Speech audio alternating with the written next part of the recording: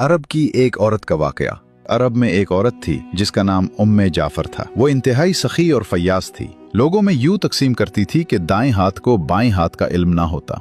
कुछ दिनों से वो एक खास रास्ते से गुजरने लगी। इस रास्ते पर दो अंधे बैठे होते थे। ये दोनों सदाएं लगाते।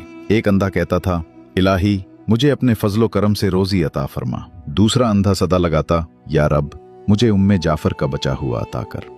उम्मे जाफर दोनों की सदाएं सुनती थी और दोनों को कुछ न कुछ अता करती थी। जो अंधा अल्लाह के फजल का तलबगार होता उसे वो 2 दिरहम दिया करती, जबकि जो अंधा उम्मे जाफर के फजल का तालिब होता उसे वो एक भुनी हुई मुर्गी अता करती।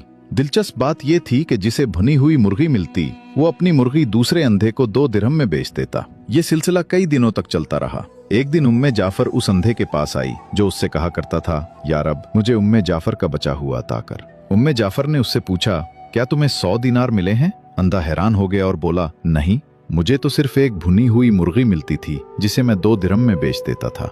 उम्मे जाफर ने कहा, जो अंधा अल्लाह के फजल का सवाल करता था मैं उसे 2 दिरहम देती थी, लेकिन तुम्हें जो मुर्गी देती थी उसके अंदर 10 दिनार डाल दिया करती थी। ये सुनकर अंधे ने अपना सर पीट लिया और चीखने लगा, हाय मेरी कमबख्ती, काश मैं ऐसा ना करता, मैं तो मारा गया। उम्मे जाफर ने बड़ी नरमी से कहा, यकीनन अल्लाह का फजल तलब करने वाला कामयाब है और इंसानों के फजल का तलबगार हमेशा महरूम रहता है।